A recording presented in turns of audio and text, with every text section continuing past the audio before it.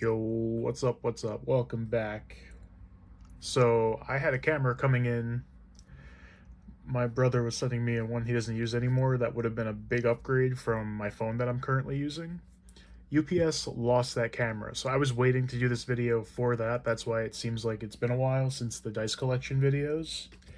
Thank you for all the support on those, by the way. So we're doing a Q&A today. A lot of you guys asked me questions, and I'm going to give you some answers, so let's get right into it. The first question is, what got you into D&D? So, I didn't play until high school, actually. I wish I played when I was, like, much younger, but it was during high school. I forget what grade I was in, but I had a free period, and I was talking with a friend who had the same free period as me, and I guess we got into, like, talk about fantasy stuff, and he DM'd my first game. It was just me, him, and like two other people who hadn't played, and it was a lot of fun. I played a Hexblade named Saturos, and his whole thing was just I wasn't understanding the role playing aspect of it yet, so he didn't really have a backstory or a personality. But he hit things with a sword, he had a shield, and he had spells that would debuff the enemies, so like make them weaker, make them easier to hit. Um, and I've always been into like the fantasy genre, like much before that. Like the movie Willow is like the oldest thing I can remember that was like fantasy, and I was like, this is cool as hell. If you have not seen Willow, the movie, go watch Willow. Lord of the Rings, I love, Hobbit. And then as far as games, like Diablo 2 was a big part of my life for a very long time. World of Warcraft 2. And Heroes of Might and Magic is an amazing series. I used to have sleepovers with a friend, and we would play that all night. Just crazy. And then, Fire Emblem, Golden Sun. Just, I love the fantasy genre. So it was an easy match. Once I played, I was hooked. Started running my own games right away. Even my Lego sets as a kid, I had like the castle sets with the knights and the dragons and the castles. And another aspect is when it comes to like when I was younger, like I hated reading, but I'd always read Goosebumps, and especially the Choose Your Own Adventure ones. I don't have any anymore. I think I donated them to the YMCA I worked at. But the Choose Your Own Adventure ones were so freaking cool. Where turn to page 30 if you want to go left, and 25 if you want to go right, or whatever. And sometimes it would just be like, oh, you died. So you go back and you pick the other option, you keep going. Because D&D, you really can do just about anything. And that's what's so enticing about the game. The next question is, what's your favorite thing about D&D? And that's really tough, because I love everything about the game. So we'll list a couple things. From a DM standpoint, a dungeon master, the one who actually runs the game, builds the world, and then the players play in it and overcome obstacles that the DM presents to them. I've always loved creative writing. So, world building, making my own world, my own cities, towns, shops, NPCs, dungeons, armies. I love all of it. To go with that, as a DM, you get to really practice your improvisation, because you can be one of two DMs. You can be a DM who writes an adventure, and the players have to stick to that. If they want to go left when you wrote that they go right, you tell them, no, you got to go right, because they don't have anything planned for if the party goes left. I hate that. I think that's boring and really limits the players to what they can do. When I run a game, I try to let them literally do anything. Obviously, a monk is not going to punch a mountain in half, no matter what they roll. But if the players wanted to go left when I only had go to the right planned, I mean, the easy thing to do is take what you had planned for the right path and just copy and paste it to the left path, right? Otherwise, I have ways to, generate random encounters really fast and be able to set up the board if there's going to be a battle or whatever. Because I don't like limiting my players. I like giving them options and letting them really explore. Because that opens up things that the DM didn't even think about. Like they might go left and start a whole different quest with a bunch of side quests, and everybody loves it. So it's good to be planned, or good to have plans when you're a DM. Obviously, you want to be planned for the session, what you think the players are going to do, but usually they're going to do the opposite. So it's fun to be kind of taken by surprise and have to improv, okay, now there's this NPC and they're doing this and they need help with this. Boom. And then there's like the crafting aspect. I have a couple things here I'll show. I'm going to be using like props for a couple of the questions. Hope this shows up well on camera. So this is just a pile of gold that I made. It just sits flat like this. So it's just gold glitter and a couple other colors to represent gems, and we do have a couple bigger gems right here. I'm going to show a face down view at some point when I put a map out, and you'll be able to see it better. But I made a bunch of these. Where is it? I'll show off these as well, but these are tiles for a dungeon, and it's just pink foam that I use for a lot of different stuff. So you just put a bunch of these together, different shapes, make rooms, make pathways. These will be shown off later a bit more. And there's a lot of stuff. I can't find anything else nearby, but I've made lots of stuff for this game, and I get to use it. It's awesome. I made a boat I should freaking show. Hold up. Alright, I called it a boat. It's more of a ship. It's really big. I made it like 10 years ago. I've seen tutorials now how to make like, texture on here and make it look real nice, but this is whatever. This is beautiful. I love it. The whole thing is made out of cardboard, just normal cardboard for the body of the ship. These two things of stairs are, this is cardboard. No, I'm not even showing it. This is cardboard, and this is the pink foam, just texture a little bit. And then I use like the sticky putty, whatever you call it, to kind of keep them in place, but it makes it modular where I can move them around. So this one's the same, these little ones are the same, and I've got little doors on either side to lead to more rooms. You could see it right there.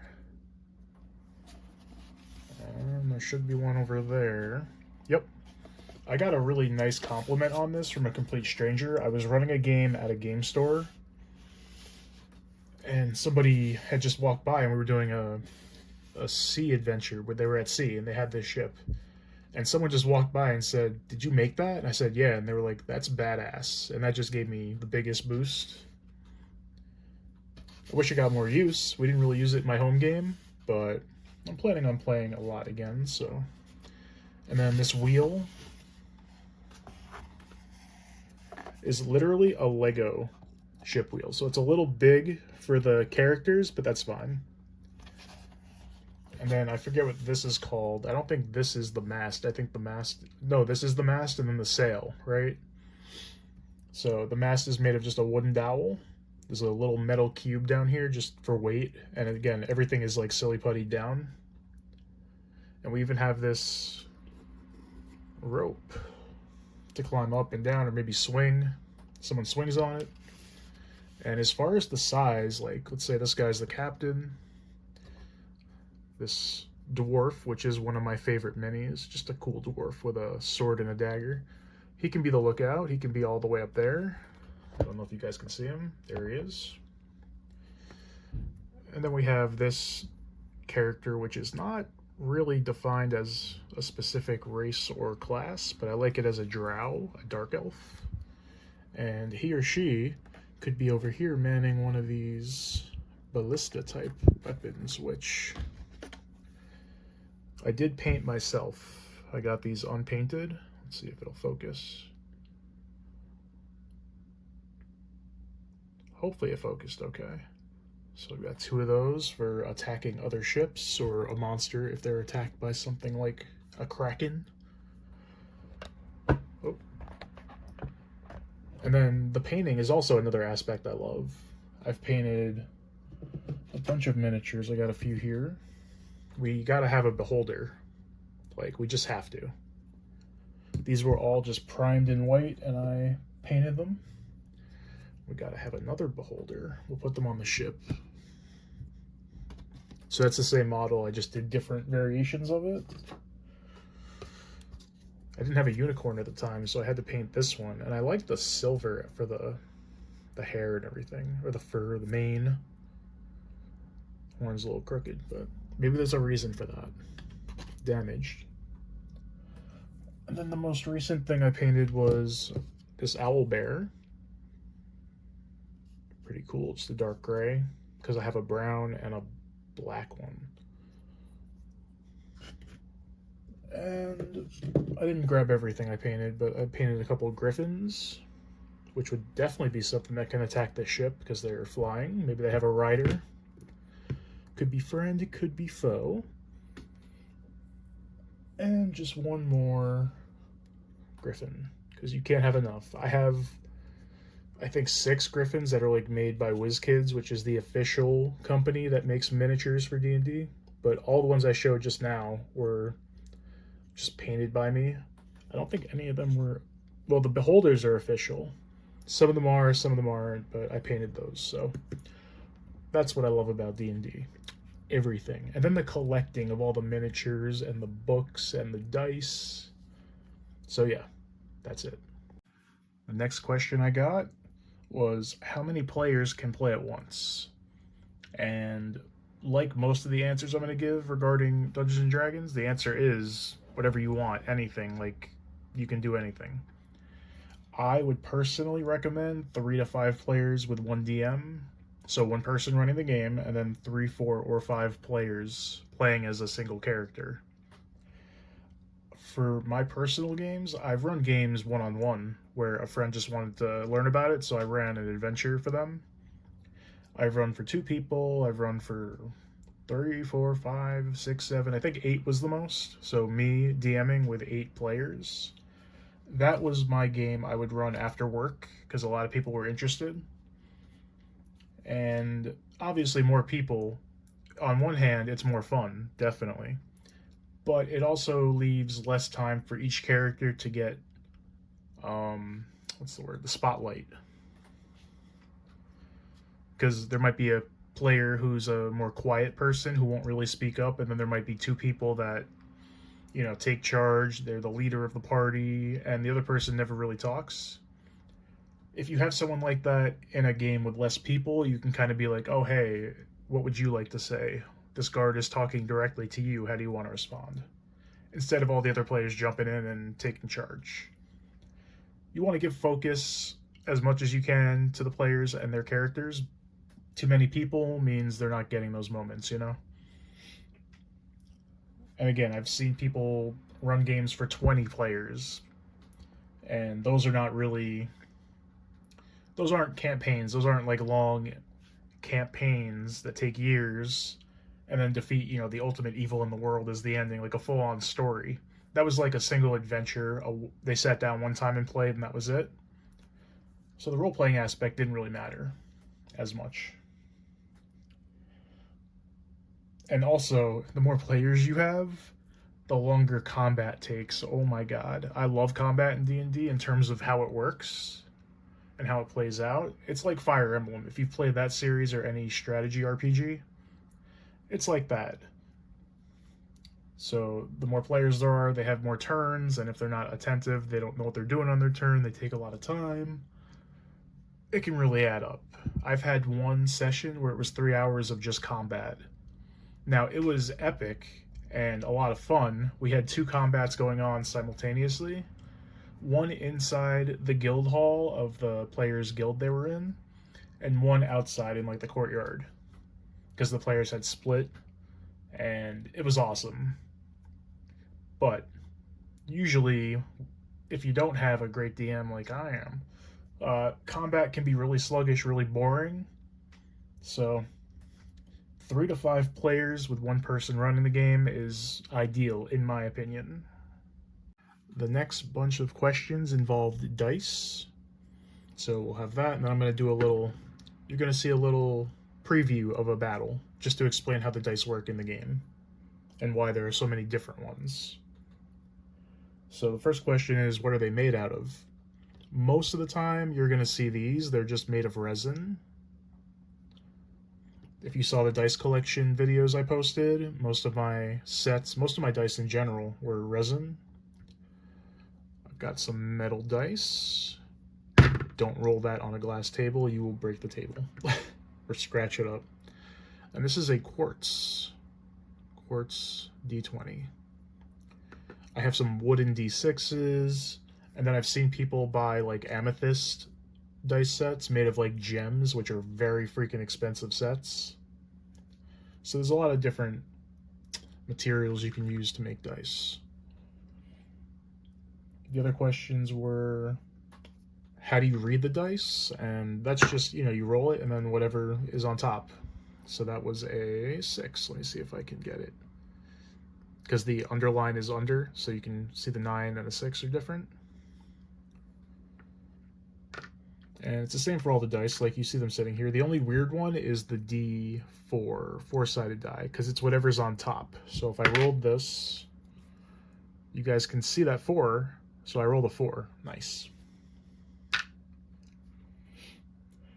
And then, why are the dice shaped like that? And that's just to give them different sides, you know? Four-sided die could only really be a pyramid. And the 20-sided is going to have, whoops, a lot of sides. Again, if you saw the other videos, the dice collection, I have a D100. That's basically a ball. Like, it takes a while to land on something. It'll just keep rolling unless you put a stopper and roll it in a dice box or something. Let's see. And then how many dice do you use? Or how many dice do you need to play? The real answer is you don't need any. The phones have dice rolling apps where you can just roll dice digitally. That's no fun for me. I love physical dice, rolling dice. It's more exciting. But you literally don't need dice to play. You don't need almost anything to play. We're going to get into that in a later question. As far as our combat scenario, let's say, let me put something together real quick live. Let's say the party is in the Underdark. So this is a deep, deep, deep underground area filled with all kinds of crazy monsters. We'll put out a couple stalagmites because stalactites are on top pointing down. So that's how I remember that. Stalactites with a T are on top of the cave. These are stalagmites because they're on the bottom. So let's say they're fighting, you know who's in the Underdark? Beholders. Let's say our party is just this dwarf and this drow. Alright? And we'll put a little, well, not a little, but we'll put this big treasure pile over here that he's guarding. So they came from this way. And these are tiles I made. I showed them earlier. I made them a bunch of different sizes so you can really just customize it however you want. I guess I'll show those off real quick because I'm proud of them. We have like skinny hallways. A bunch of skinny hallways. A lot of little 3x3s is like the most common one, so I have a bunch of those. Very versatile. So in this situation, these two are here to get the treasure. Beholder's in the way, right? So the first thing we would do is we would roll initiative. So for the sake of making this quick, I'm just going to roll for the Beholder and then these two together. Normally, these two characters would roll separate initiative. So this one's going to be the Beholder because it's darker. He got a 10. The players got a 14. And then there's modifiers you would add to that based on your dexterity, but we're not going to worry about that. So this group goes first. Let's say the dwarf runs up and attacks with his sword. You would roll a d20, and you would have a modifier. So let's say his modifier is +5. He rolled a 7, so that would be 12. This thing's armor class to hit it is probably more than 12, so that would miss. But let's say he hit, so I can show off what, like, the uses of the dice. That character has a short sword and a dagger, we're gonna say. So a short sword does 1d6 of damage. So he would do 4 damage plus whatever his strength or dex modifier is. We'll get into that stuff in like how to play videos. We're just doing a quick example here, tutorial. And let's say he attacks with his dagger as well. That's a d4. He rolled a 1, so he does very little damage if he hits. Let's say this one goes over here. This drow, they're a spellcaster. Maybe they know a couple first level spells. Let's say they do, I don't know. Let's say they do a spell that does a d8 of damage. You would roll the 8-sided die. So basically, the d20 is used for just about everything except for damage. You never roll a d20. Like, if they had a big, let's say they had a great sword, a giant sword that needs 2 hands, that would probably do a d12 of damage. Whereas the dagger did a 4, a long sword would do 8, so on and so forth, you know? Every weapon and spell has the damage dice in the description, so you know what to roll.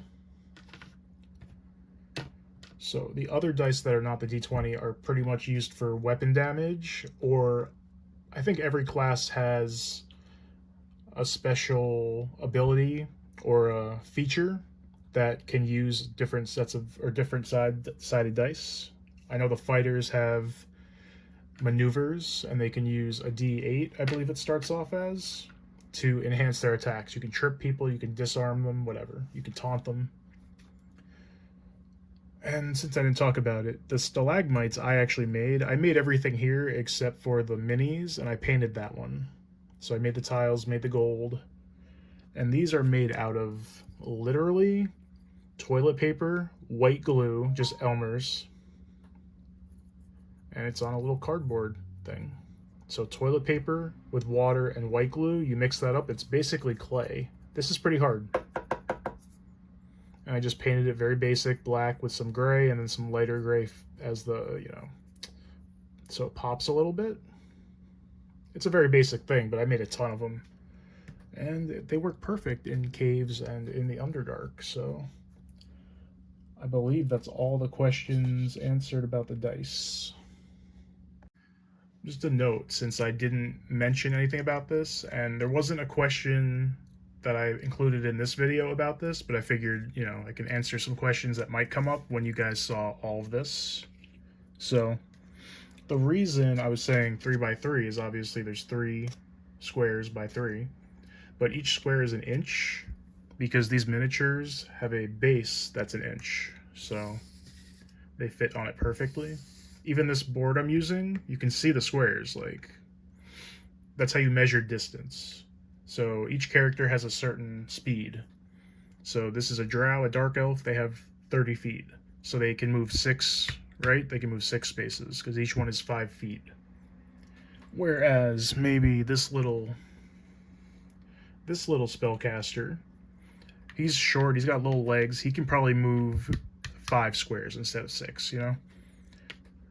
A wolf can probably move faster, you know, a bird can fly maybe 60 feet every turn, so that's why there are squares and it's divided like that.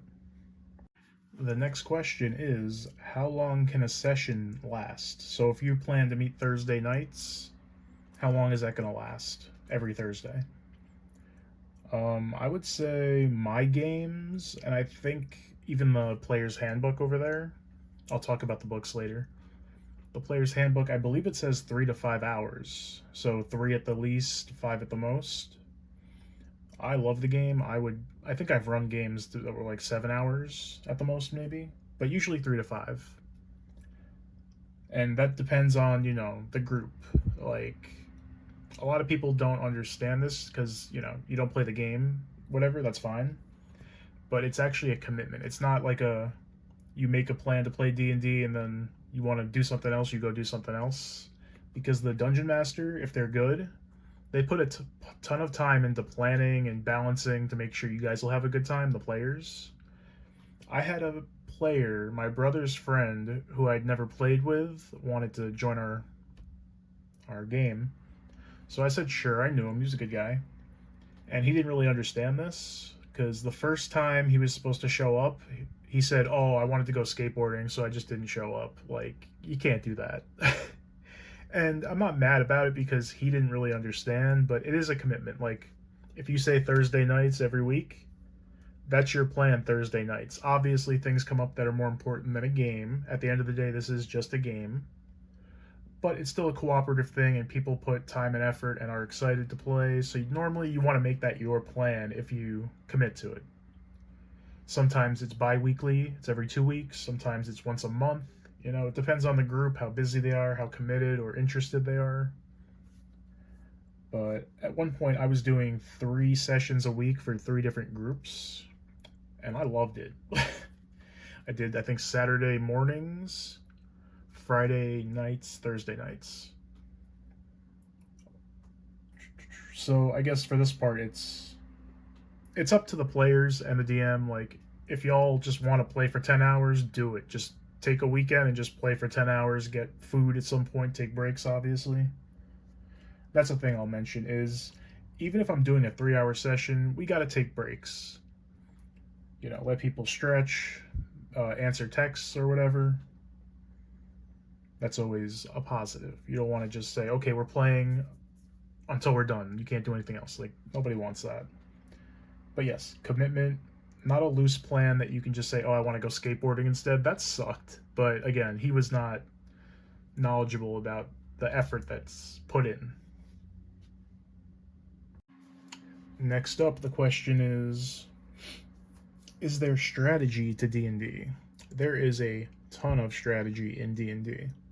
We'll go over, again, a very quick combat scenario. I'm going to use the same kind of idea. There's a beholder, and there's 2 characters fighting it. So a very simple strategy is if you're attacking an enemy from both sides, if the dwarf is hitting him in the front and the elf is hitting him in the back, they would get a bonus, which is called advantage, which is where you take 2 d20s for your attack, you roll them both, and you take the higher number. We got a 2, we don't want that, we'll take the 10. There's also disadvantage. Let's say this elf wasn't here, and this dwarf takes some dirt or some rocks and just throws it into the beholder's one giant eye. He might have disadvantage because it's hard for him to see. So you would roll 2 and take the lower number. So advantage, disadvantage. So flanking is a very basic strategy. But you can come up with all kinds of stuff. Like, let's say there's a barrel over here. You could pick it up and throw it at the beholder. It depends on what's around. This is just a very empty tutorial map. But I usually place a lot of things around for the party to interact with. There might be like some candle holders with candles. You could grab it and try to burn the beholder. I usually make sure that's part of I was talking about before, like combat can be very sluggish, which is why I put tons of things for the players to interact with around whatever room they're in combat. So it never is really boring. And also, you can do strategies like, let's say this one's a spellcaster and they cast a spell called Hold Creature, or Hold Monster, I think it's called. This guy can't move, can't do anything. So when this guy attacks, he has advantage because this guy cannot dodge. He has no way of moving. He's stunned, essentially. Restrained. Outside of combat, I think there's more strategy outside of combat than in combat, now that I'm thinking about it. Because if you've ever played D&D or ever watched it, players take a very long time to plan out what they're going to do. So let's say they're attacking a dragon's lair. It's a white dragon. He's in some cold mountains to the north. What are we going to do? Obviously, you're going to want to buy some potion of cold resistance, because white dragons do cold damage when they attack with their breath weapon. So that would reduce the damage you take. So preparing, like, item-wise, and also, like, how are we going to attack this thing? Like, are we going to lure it out of its lair? Because usually dragons are much more powerful when they're at their home base. So how are we going to lure it out? Like, players will take hours planning how to do something, and then, like, one dice roll will go bad, and their whole plan is screwed. But on the flip side, they can have a crazy plan that you as a DM is like, oh, that's never going to work. And they roll high, and their ideas are very good, so you let it happen. Okay, they lured the dragon out. Now it's an easier fight. Always trying to reward the players when they do something cool instead of saying no. I mean, strategy is the whole game. The roleplay interactions, their strategy. Are you gonna talk honestly to this person, or are you gonna lie to them because you need something from them? You're trying to hide something from them. So you can use your persuasion or your deception skills. Again, we'll go into that when I do some more like tutorial how to play, make a character type videos. But yes, tons of strategy in D&D. I mean, your imagination is the limit, essentially. Next up, next question is, what edition of D&D should I start with if I've never played? And I'm going to recommend 5th edition, which is the current one. It was really made to be very accessible. It's very flexible. It's very easy. Past editions have had situations where to attack it would be a +5. To do something else would be a +3, a +2, a +1 for this, a +7 for that. A bunch of floating modifiers that were very annoying to keep track of. And D&D streamlined, you have advantage or disadvantage based on whatever's happening. And your attack bonus will always be the same unless you're proficient or unproficient. And again, we'll go over that at a later time. But it's just the easiest edition to play, to learn. I played personally. I played 4th edition was my first time when that person in high school ran a game for me. That was 4th edition, which is widely viewed as the worst edition or a very bad one. I don't remember, but after that I got into 3.5, which was a lot better in my opinion. I played that for a long time before 5th edition came out. Once that came out, I just stuck with 5th edition. And this is just, again, D&D. These books are Dungeons & Dragons. There's Pathfinder, there's a ton of other similar games you can play. But D&D seems to be like the one I love.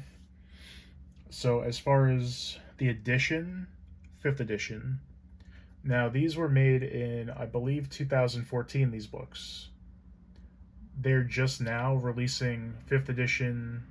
It's basically 5.5. It's 5th edition, but they redid all the books, they updated stuff, they balanced stuff a little bit.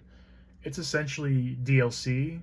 If you're, thinking about a video game, it's DLC. You got to pay money to get some extra stuff. Now, keep in mind, you don't have to buy the books. You can find them online easily. You can print out pages if you need, whatever.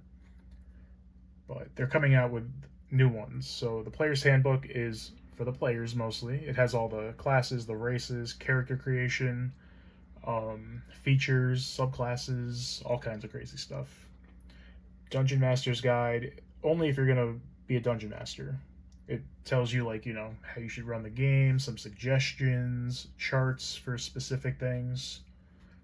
And then Monster Manual is just a ton of monsters with all their stat blocks and their special abilities and some background information on how to implement them in your game. And let's see. If you want to start and you do want to buy something, I wouldn't recommend going with these books right away. I would look at the D&D 5th edition starter set. It comes with character sheets. It comes with a pre-written adventure, so one person can just read from this book, this little manual, and DM a story that was already written. I write all my own stuff, but there are pre-written adventures and modules people like. There's a condensed rule book. Instead of this, it's a little, pamphlet type thing. It condenses the rules, and you get dice. I think you even get miniatures. Now, there's a question about miniatures later. I'm going to be showing off a lot of them. There's one version I don't have. It's a cheaper option. They are paper miniatures that stand up like this. You just have I wish I had one to show you, but you slip it into a base and it's a piece of paper. It's flat. I learned about those way later. I've already collected 1 billion miniatures, so I'm not going back to flat ones, but it's a good option if you want a DM, you want a bunch of miniatures, but you don't want to invest. Because my collection is, many years in the making. I didn't just drop a ton of money one day.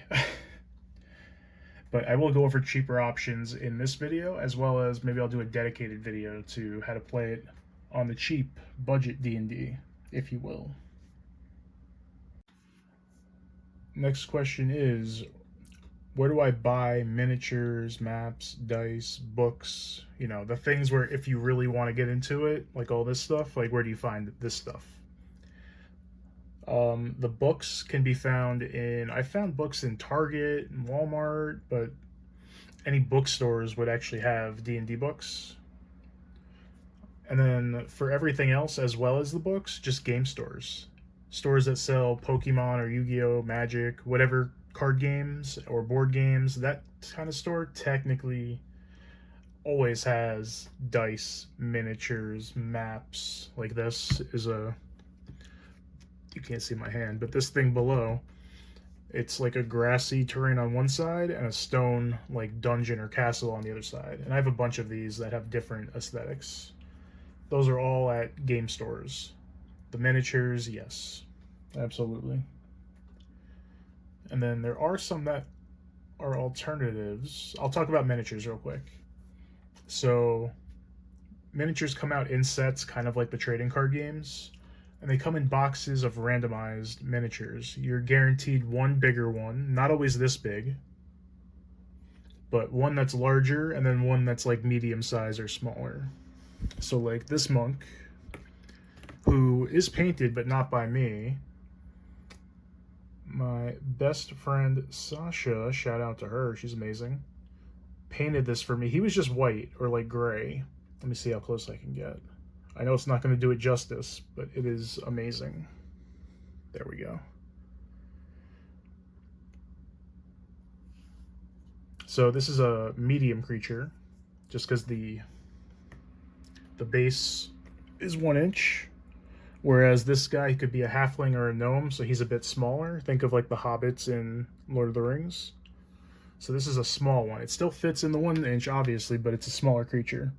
Then you have large and huge, and they just get bigger and bigger. So you get one bigger creature, and then 3 medium or small creatures. They're randomized, which I don't like, because there are some miniatures I just would never buy. So I just buy singles on eBay or Troll and Toad. You know, I'll just pick a bunch of singles that I like, and I'll pay rather than boxes. I've opened a few boxes and got some cool stuff, but generally I do like to pick them out. Although a fun video would be buying a couple booster boxes, see what miniatures I get, and then trying to make an adventure with just those. That might be cool. So boxes of miniatures, they usually sell unpainted miniatures. Here we have one that is not painted. That's how the monk looked before it was painted. We got a cool elf with a crazy long ponytail with 2 swords. I want to paint this one eventually. They've got all kinds of miniatures and dice and books and maps. They got everything you need. You could just get everything at one place. And I did notice that GameStop has started selling dice. I've seen some D&D books there, and maybe even some miniatures. So look at GameStop. Actually, if you guys ever go to GameStop, see if they have any D&D stuff and let me know, because I'm interested. I think that was the whole question. I mean, I did say, like, you can buy online as well. Wish and Temu and AliExpress also have unpainted miniatures. Let's see. And then I'm going to show some alternatives real quick, because these miniatures can be freaking expensive. Let's take a look at this guy. Not this guy. This mofo. Let's see if I can do this real quick. So a medium creature, a human, takes up 1 square. He takes up 4x4 squares. And this is a black dragon. This is older. I paid $100 for this. I think it's cheaper now. I got it a while ago. They made one of these for every color for chromatic dragons. So black, white, red, green, blue. I have the black. I want all of them eventually, but they are pricey. So $100 for an official older vintage miniature, right? Although This, which is not an official D&D miniature, this is on the channel logo. It's a big ass dragon. About the same size, you know, like they could be an even match for sure. This is a statue, like a figurine, whatever you want to call it. It's not meant to be a D&D miniature. And that's also one of my favorite parts of D&D that I didn't include in that question, is finding stuff that is not official but works just as well for cheap. This statue I saw online, it was beautiful. At the time I was playing D&D IRL, and some of the players who were friends, obviously, asked me what I wanted for my birthday, and I was like, yo, this statue I've been looking at, and they bought it for me. They split it. It wasn't very expensive. So this was $100. This was $60. Still expensive. Some would say this looks nicer. Obviously, they're different colors and everything, but they're both cool. Same size. On a smaller scale, though, let's move this out of the way. Something that I can't wait to do a video on is animals. Animal miniatures, specifically horses. So a horse, an official horse miniature from D&D, $7 to $8 for one horse. You're looking at almost $10. This guy or gal,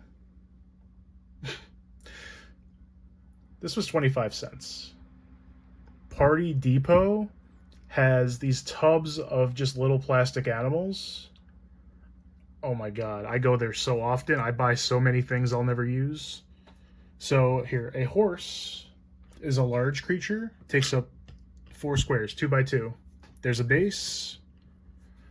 Perfect. I wish I had an official one to compare, but literally, I'm never spending $8 on a freaking horse. I will do a video about, you know, getting animals for cheap and show off what I have. I've got crazy stuff, but that right there, and you don't even need the base. Like, boom, it's 4 squares. You can tell. It's got a foot or a hoof in each square, right? You're good. Compared to a medium creature, it's perfect. I should have found it. I have a miniature of a nightmare, which is like a dead horse that has like flames on it. This is the same size as that. So I have never really bought animal miniatures unless they're really unique and have some special thing to it. But just plain old horses, I can't wait to show you guys how many horses I have. It's ridiculous. And as far as the base goes, you could super glue it. You could use that putty I use to hold the ship together on that for a more temporary thing, because maybe you don't always use this horse and you want the base for something else. Hot glue with a hot glue gun works, because that comes off just like that. It'll hold perfect, but when you pull it, it's just done and it peels right off. So a horse is a great example of an alternative. Alright, we're still going over alternatives to like miniatures and maps and stuff. This will be a longer one, so I'm splitting it up, because there's a lot to go over between the maps and the miniatures, like cheap alternatives, which again, I'm going to do a full video on, but I want to show off a few examples here. I guess the easiest way to do it would be, so this is a Cerberus, you know, it's the 3-headed giant dog that guards Hell, you know, Hades' beast, his pet. This thing was $7, and this is not large like the horse. This is a freaking monster. I don't know if D&D has actually made a Cerberus, but I mean, this was $7 and it's badass. Again, dragons is in the title, so obviously if you look at the dragon prices, like that black one I showed earlier, $100, but that's like a gigantic vintage one. Even the more recent ones, though, are very pricey. I have a bunch of the cheaper ones, the smaller ones, but for bigger ones, I actually go with the cheap options. We got a few here. I do have a ton of them, though. And these are just toys that you find at Michael's or Party Depot. They're like $7 each or something like that. Got a green dragon, great scale, works perfect with all these miniatures. A 2-headed red dragon. Like, a red dragon this size or we'll say green because they don't really have two-headed dragons for D&D. But a green dragon this size, like an adult or older, that's like 60 or 80 bucks for a dragon of that size. That was $7. So every time I see a unique dragon toy that looks pretty good with, I didn't paint this or anything. This is just how it came. And on the table, it looks great. And again, I have tons of little bases. I have bigger bases. I could just put this on and say, okay, here's how much area he threatens. So dragons, we have a ton of those. I'm not going to show them all here. We'll definitely do a video on just dragon miniatures. I'm going to split up the miniature collection into, you know, species and types. Otherwise, we're looking at a very long stream or video. Some others are this T-Rex, because we do have dinosaurs in D&D. I don't tend to use them often, but I have a T-Rex if I need it. We got a mammoth, because why not? Mammoths are cool. And again, these aren't more than $7 or $8. A T-Rex this size, official D&D made by WizKids, a lot more than $7. Mammoth, I don't know if they've made a just Mammoth mini, but it would be 30, 40 bucks. They're not, I wouldn't say they're like crazy overpriced, but there are cheaper options that look just as good, if not better, in my opinion. So I tend to grab those. This elephant, this was in the dollar store, yo. I have like 3 of these. Just a damn elephant for $1. Oop, he's trying to get away. And again, big ass creature. It can be a giant dire elephant, I don't care. Maybe elephants in my world just grow this damn big. This could be a mount. I could build a little platform and just put a character on there. Your mount is a gigantic elephant. Slow, but very tough. What else do we have? Alternatives. Well, there is, obviously, if you want to use miniatures and you're new to D&D, and you really want to use like miniatures, I would get the unpainted ones because they are cheaper. Even if you don't intend on painting it, just use this as your character, you know? The game is all about imagination, so you can just say what their hair color is, what their eye color is, what their outfit looks like. And just a little like note is, you could be using this. This is an elf with 2 swords. You could just say, okay, this is a dwarf with magic. Like, a miniature doesn't have to represent your character perfectly. They very often will not. Like, usually I'll base a character or an NPC off of the miniature and how it looks and go off of that. If you just make a character in your head and then try to find a mini, you're not going to find it unless you go to Hero Forge, where you can customize your own miniature to anything you want, but they are expensive as hell. I don't think I'll ever do that. But it's very cool to play around on and make minis. Some more alternatives are, here are some miniatures from the D&D board games. I have all the ones in the set. Of course, I'm a nerd. In this specific set. Well, I'm sorry. These are actually from a Magic the Gathering board game. I'm jumping ahead. There are D&D games that have minis like this where they're just a color.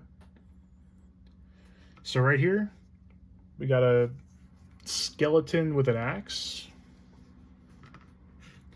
We got some weird tentacle creature. Definitely something in the Underdark or even from another world or planet. It could be an alien. We got a werewolf. And these can be painted, of course. Just an angel, a female angel, maybe an Aasimar, which is a character that you can play as that has some angel blood and can have wings.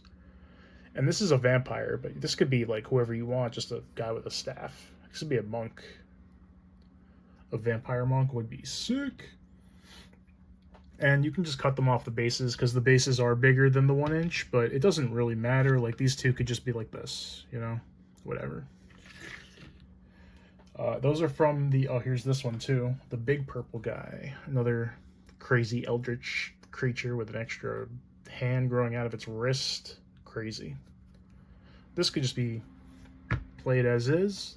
You don't need stuff painted. We're going to go into even more basic alternatives in a moment. I'm just showing off, you know, from like most expensive to least, I guess.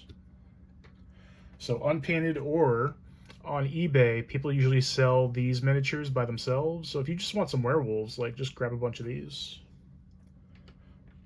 Those were from Magic the Gathering Arena of the Planeswalkers, which has the base game and two like expansion sets. Obviously, I have them all.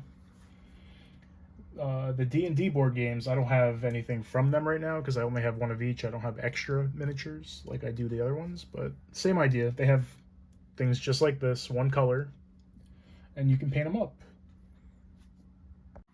A very similar alternative to the board game miniatures.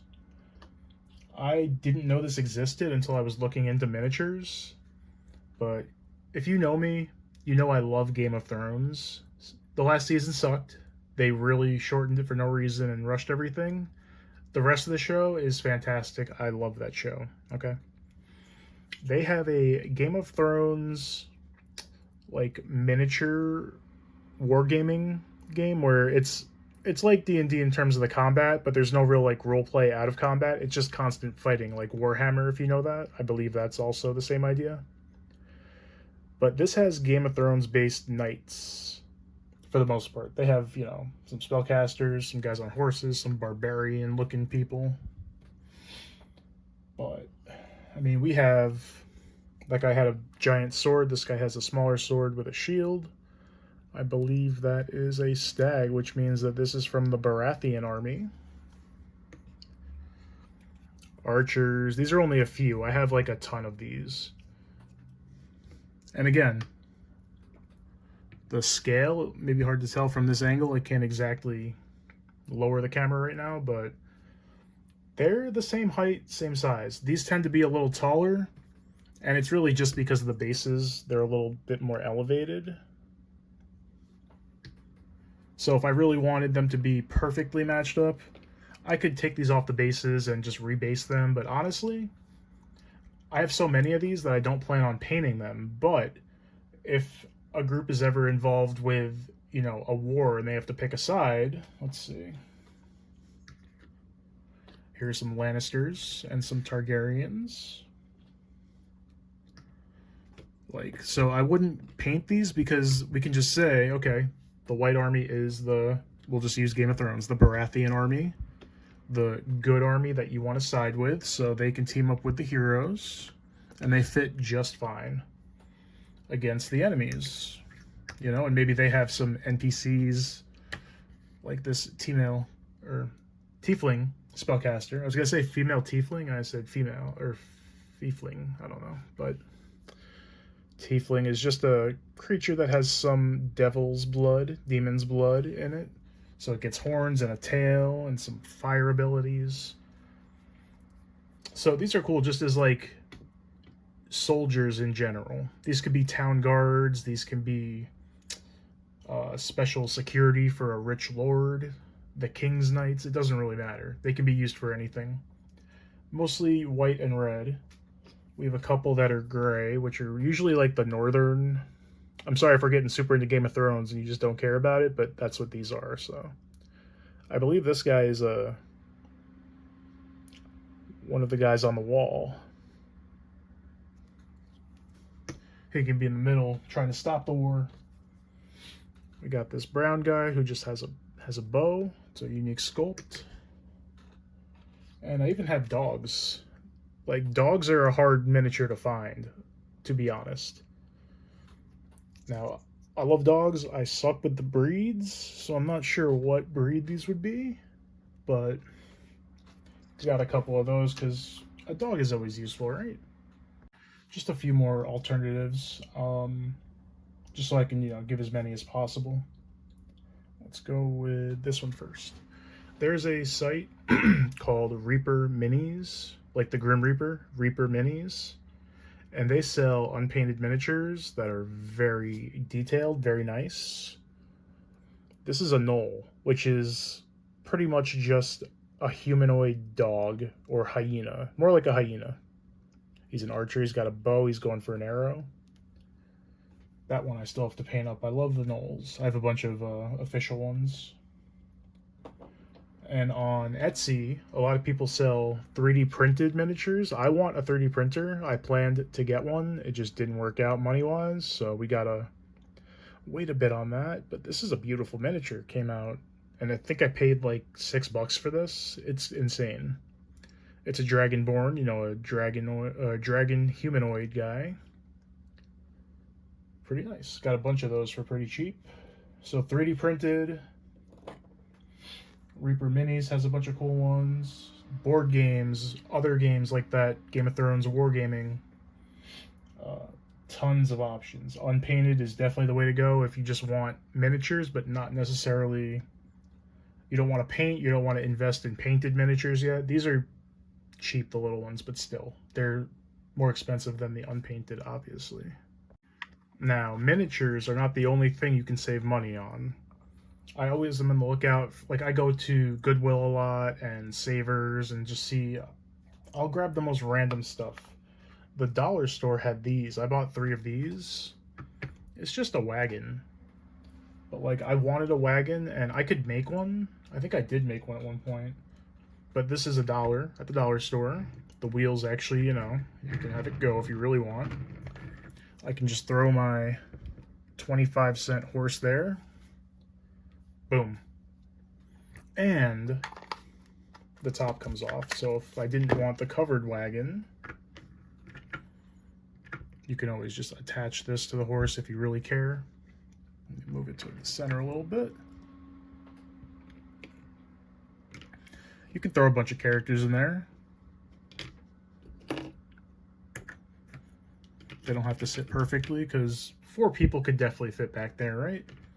And then you have the little guy, I guess, driving the wagon. I can't really zoom in because it would look horrible, let me say. You get the idea. And you can just cover it and say as many people as you need to be in there are in there. You don't have to put the miniatures, obviously. So that's just one example of something cool I found. Again, I'm going to be doing a ton of videos on this channel about just cool stuff I found. What am I going to use it for? There's a lot of stuff I've bought and I don't know what I'm going to use it for yet. So I'm going to be like showing them and asking you guys, what could this be used for? All right, now we're getting into the even cheaper options that are not miniatures at all, but they can be used to represent. You can use anything. You can use nothing, but we'll get to that. So let's say I don't have any of this. I just have the table behind me and I want to play. But I want physical stuff to show, especially in combat. You want to know how far you are from creatures. Just literally throw out a piece of paper. Don't even need the paper. I'm just doing it so it looks, you know, different than this. And grab some dice from Monopoly. These are obviously different than Monopoly dice, but any dice in general will work. Say, okay, this one's on a 1, right? This is Goblin number 1, number 2, and number 3. Very easy, right? And for the players, they can have extra dice. Boom. That's our fighter. The 20 is the fighter. The 12 is the ranger. Boom. Roll initiative. Easy. You don't need the squares. You can kind of be like, you're close enough to hit, sure. You don't even need this. Something that everybody probably has around or can get access to very easily is... Y'all got change? Okay, let's see here. That'll be the druid, because it has a deer on it, or some kind of creature. These are older coins. I didn't have any actual change on me, so I had to borrow coins from my dad. I guess he has some older ones he collects. But you could have, you know, pennies be goblins, and the quarter can be the hobgoblin, the leader, the big goblin guy. And then you guys are nickels and dimes or something, you know? And that helps. You can use beads. You can use little, not Lego people, miniatures or minifigures. I have a ton of those. I don't have them out for this video. I'm going to do a whole thing on using Legos for D&D. Just, I'm talking about the little blocks. You can just say, I'm the yellow one. This is the green one. Easy stuff. Now, if you really just want to play and you don't care about having anything to be seen, there's always Theater of the Mind, which is no miniatures, no tokens, You can also use like Monopoly tokens, by the way. Anything from board games, Clue, but I digress. You don't need anything. You just say, all right, you guys walked into a room. It's a fireplace. The lord that you've been chasing after is just sitting in his chair waiting for you. He's got bookshelves. He's got some candles lit. He stands up and he's ready to fight you. He knows you were coming. Roll initiative. And you would roll and you would say, okay, he goes first. He's going to attack you. So I don't like Theater of the Mind because, one, I love my toys, obviously. This is a very small showing of what I own. If you thought the dice was insane, wait until you see the miniatures. But I also don't like Theater of the Mind because I like the measuring the movement and figuring out, can I get there this turn? Do I have to, instead of attacking, use a dash so I can move farther in one turn? My spell ranges, I like visual. I like seeing everything. But Theater of the Mind is great if you don't want to invest or you don't want to have all this stuff around, you know? Both ways are totally fine, but I prefer having miniatures and terrain and maps so you can see everything. Additionally, I did forget to mention these. I'll mention them now. There are metal miniatures. Some are brass and pewter. I believe pewter is what the Monopoly pieces are made of. But I got a bunch of these on like Temu and Wish. Got a barbarian with a sword and an axe. Got a dwarf casting a spell, it looks like. An elf archer, very traditional. I have a ton of these. I'll show. I've got some animals. This is just a bear. It could be a bear statue that has come to life to attack them. It could just be a bear statue sitting in the forest somewhere, and the group is going to be horrified that it's going to come to life. But it's just a statue. That's always fun. And I found a really good price for these painted miniatures that were metal. These came in a pack, or not a pack, but a lot. There's 4 goblins here. I have tons of goblin miniatures that are just, you know, the normal plastic.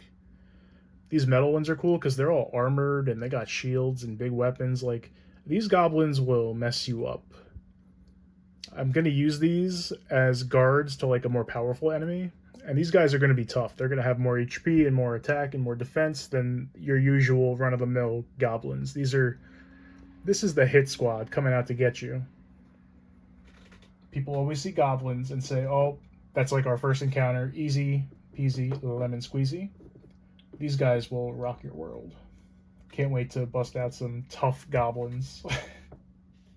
So metal miniatures are also an option. They're obviously more expensive than most normal official miniatures, but they're cool to have. Alrighty. We spent a long time on miniatures because there were a lot of questions on like where to get them, what are the different kinds, and I wanted to go over, you know, as many things as I could. However, one thing I didn't really cover, the next question is, what do I need for D&D? What do you really need to play? Like, what is the minimum of things you need? And the answer is, you don't need anything. Just get a couple friends with imagination and tell a story and have them react. However, that might be a little tough. So if I was to do a minimalist, like whatever, I would use my phone to roll dice because that's free, right? One thing you definitely want is some kind of character sheet. This is the official one. You can just print these out, so it's essentially free if you have a printer. And you can also just look at this and get a normal piece of paper, a notebook, and just kind of copy this idea of your stats, your skills, name, class, race, all that stuff. So a character sheet or something that has your character's abilities and stats, you definitely want. But again, that could be in your phone's notepad, right? We already talked about how you can use coins for miniatures, you can use beads, Legos, whatever. You can also just use nothing. Theater of the Mind we talked about a little bit. So all you really need is a way to roll dice and some way to keep track of your character, and then a DM to tell the story. That's it. But I like all the stuff, all the physical stuff. And I've been collecting again for years. It hasn't been like, in 1 year I amassed all those dice and all these minis. No, it's been years. So that's pretty much all you need. One other thing I really like that I'm going to show. I'm glad I saw that because I put it here and almost completely forgot about it. Is one of my favorite tools as a DM. Something very cheap that I have used many times, and that is graph paper. Oh my god, I fucking love graph paper. So it's just a smaller version of this, right? This has squares. This has squares. The way I use these mostly is to draw out dungeons. And we can actually do one real quick. I would rather use a pencil, but I have a pen, so we're going to make a really quick dungeon. The entrance is right here, 3x3. Maybe it opens up like this. I'm not going to do the whole thing. You guys get the idea. You can draw out an entire dungeon. I already did it wrong. That's 3 and that's 2. Whatever. Maybe this is just a side room over here. See, a bigger room, a smaller room. And then this one extends. So you can keep going. You can make all kinds of crazy things. I use these to prepare dungeons in advance. So when we're not playing D&D and I'm just planning for it, I'll make an entire dungeon here and then transition it into this when we're actually playing with maps and miniatures. And I'll do it like by pieces. You guys saw the tiles before. This is the entrance. This is a 3x3, so it would go right here. That's where they start, right? And I would just build it out with my tiles based on this. This is my blueprint as I build this. So I know where everything's going, where it's leading, what's there. I'll make notes like the boss is here, there's treasure here. If they look around, they'll find this here. I go very detailed. I wish I had one, but all my stuff is stored currently, all my old maps. But this is also good as use it when you're playing. If you don't have miniatures and maps, but you do want a visual, graph paper and those tiny perler beads, you can say, okay, you're the red one, you're the blue one, you're the green one, the purple ones are the enemies. And you can move them around on here. That's another cheap alternative because this is not expensive, a pad of graph paper, right? I'm going to take this and make an actual dungeon, and I'll show it in a later video. Little Easter egg, little secret. So we'll have a full map based on this, including details on where everything is, and then I can use it when I run a game. Another thing I want to do is make videos of map making, like planning for a session. Alright, the thing I was using to hold my camera is kind of weak and fragile, and I think it's dead. So for the rest of the video, we're going to be looking at just the map, some minis, and some dice, I guess. But we're almost done, so that's fine. Next question. Is there D&D music? There is official D&D music. I believe... this is probably... They had old PC games and old video games that had soundtracks. So there is official quote-unquote D&D music. However, I like to incorporate music in my games as more of like an atmosphere type thing. So I won't play any music in this video, but I've got playlists for every kind of like situation, like a tense situation, a peaceful situation. But the most common used songs, like I'll give examples. So like a town atmosphere. You want to hear like people talking and horses, walking around. And people yelling out, fruit, get your fruit here, whatever. Exotic fruit from so-and-so island. So I have playlists that have that specific kind of feel. So just a town, a calming type situation. I mean, I've used town themes from the Tales of series, from Skyrim and Oblivion. All kinds of great themes. I like, my video game music. So I try to use that.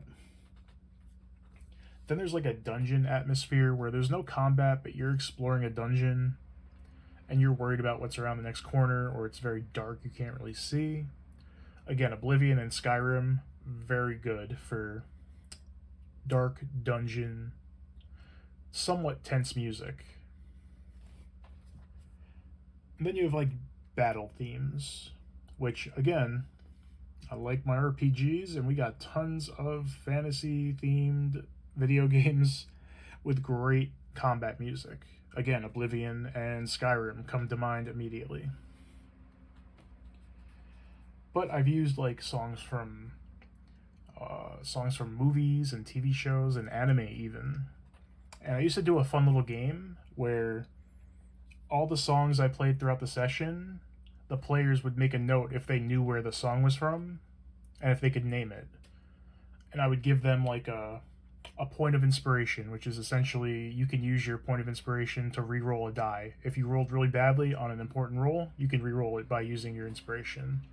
Or I'd give them extra experience points. It varied. But that was a fun little mini game within the game. So lots of options. And obviously, you know, for like a standard just fight with some goblins, something not very important, a random encounter I didn't plan, just your average like base enemy themes, whereas the big bosses, you break out the big boss music.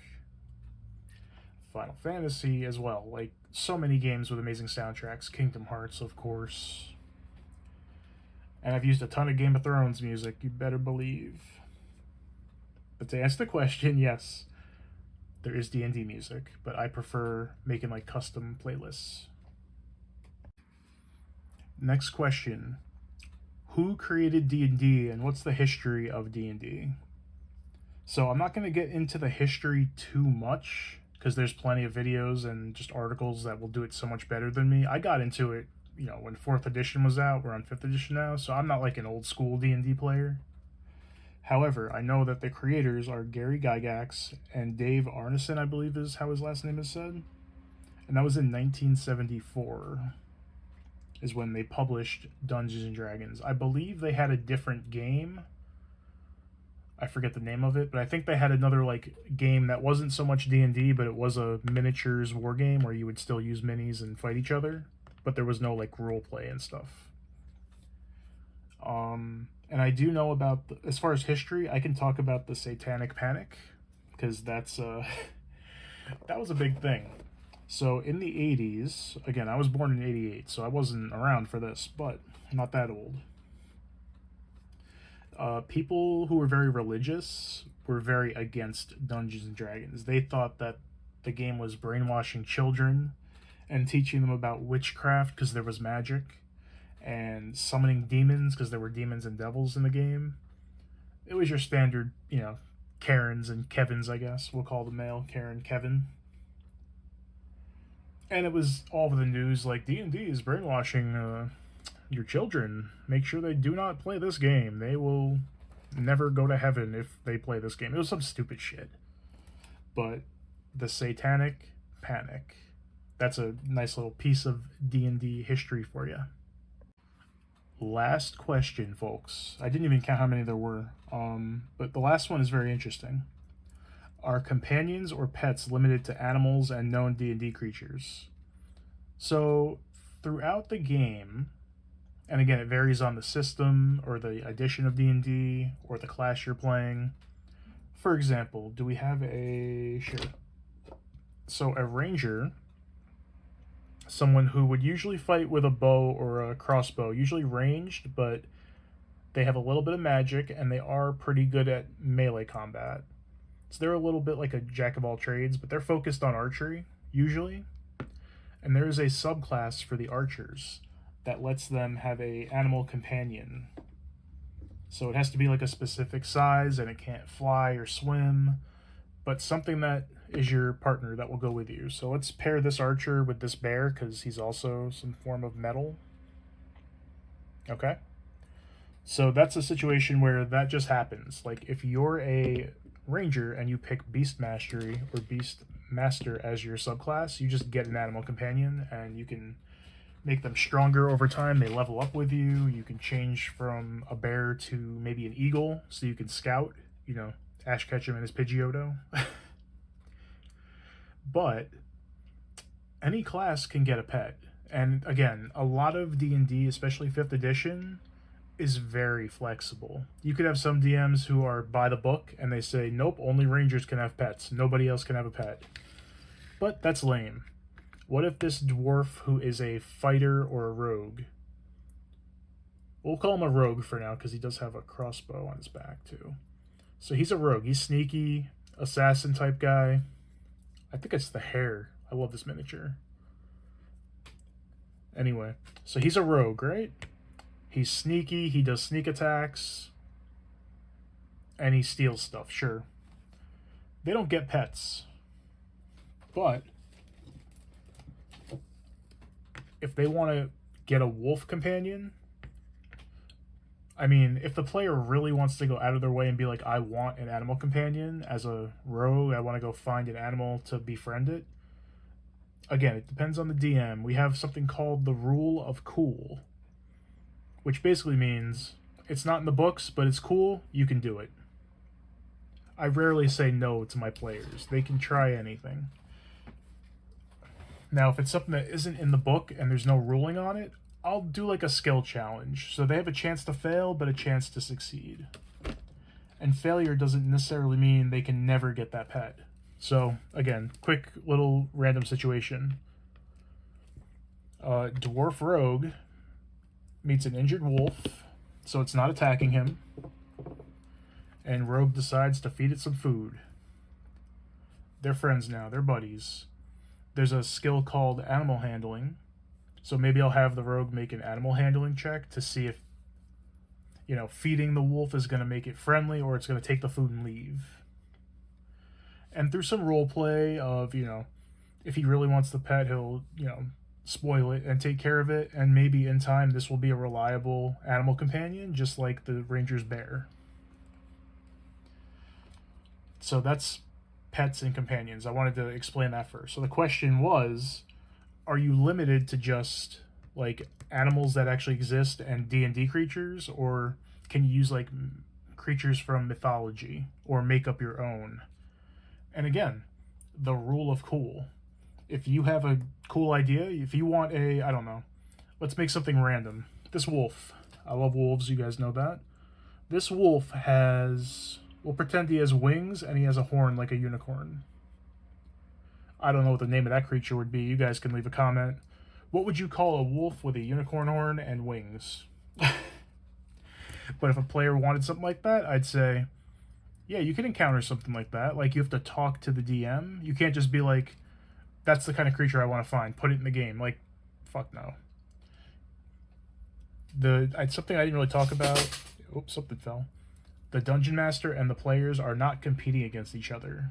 The DM is setting out challenges and stories and characters, and the players are trying to interact and overcome obstacles. But there's no winner or loser. You're all winning if you're playing the game and having a good time and making memories. But you should not, as a player, be like, I want a wolf with a horn and a wing and wings, and that's my animal companion as a rogue. I would say hell no. But if you ask nicely, well, I'll come up with a way. If you can make those skill challenges and succeed and convince that creature to be with you and to fight for you, absolutely. I had a monk in my game. He was a half-orc monk that had a hippogriff as a animal companion, which is essentially a smaller version of, I should say, a smaller and weaker version of a griffin. So they can fly. And he was a pretty low level to have a flying creature that could also be a mount and fight for him. But he passed some skill challenges. It was fun. And as the DM, you can always balance things. Like, I didn't expect the player to succeed in those checks to befriend the hippogriff. But damn, he rolled some high rolls and I gave it to him. Now, to make it more balanced, because nobody else had a flying mount, let alone another character to control and fight with, I made his hippogriff kind of a scaredy cat. So if it got hit in battle, if it took a certain amount of damage or a certain amount of attacks hit, I would have it fly off and wait for them at their base or their current camp. That way they didn't just have an extra party member that was stronger than some of the players, right? So it was still reliable as a mount, but they couldn't all ride the hippogriff, so it wasn't like they can get places super fast now. It was just for one person to ride it. I keep talking about companions and pets because I love them. But the answer to the question is you can have whatever you want as a pet or a companion. Just talk to your DM about it and they'll make it work if they're cool. If they're not, that's kind of lame. I like to make everybody happy and have a good time, and I'm good at keeping everything balanced. So I'm usually open to any and all suggestions. For that last question, I did forget to mention that, again, our example, a winged wolf with a unicorn horn. Tell me in the comments, what would you name it? But if I needed to make stats for that, I would just, again, the monster manual over there, that one with the beholder on it, has stat blocks of all kinds of creatures. I'll show like a page just so you guys can see what it looks like if you don't know. Let's see what monster we open up to. Oh, one that I despise. Oh, of course we get this one. Let me see if I can do this right. It was this guy. So an Ettercap. It's a humanoid spider. They take care of spiders and like raise them. I hate spiders. Of course I went to this damn thing. But here's their stat block. Just a very general example. So it's got strength, dex. It has all the same stats as players, skills, special attacks. It's got web stuff because it's spider related. So for a winged wolf with a unicorn horn, I would probably only worry about the winged part, because I wouldn't give it like a unicorn moveset where it has like healing properties and stuff, but I would make it maybe, again, the hippogriff, a small griffin type creature. So it could be ridden, because like, well, depending on the wolf, there are dire wolves that are much bigger than this little guy that take up 4 squares. But it could be ridden by the little guy. A little halfling or gnome can definitely ride a medium creature. So I would use a stat block of a hippogriff, because it's not a super strong creature physically. It doesn't have any magic spells. It's just a creature that can fight a little bit and fly. And a wolf has a thing called pack tactics, which basically gives it advantage if any other friendly creature is fighting the target. So I'd keep that in there because it's still a wolf that just has some extra features. And maybe I'd make like horn attack a specific thing. I'd find a creature in the monster manual that has a horn and uses it to attack, and I would make that and modify the damage if it's too much or too little. So very easy as long as you have a cool DM. How's that for an end screen? Just a beholder. This is the monster manual. Again, my thing holding the camera kind of died. So we'll just end with a beholder looking at you, looking into your soul. I have answered all the questions I've received. We'll probably do a second one of these. Maybe we'll make it a live stream. So if you have any questions, leave them in the comments, DM me on Discord or whatever, and I'll compile a new list and we can do another Q&A. It might be a stream so you can ask some questions live. That's going to be it for this video. Thank you guys for watching. If you have any questions, just leave a comment. I will either answer it or I'll save it for a new Q&A video or stream. That's all I have to say. Have a great rest of your day, afternoon, evening, whatever you got. And I'll catch you in the next one. Peace out.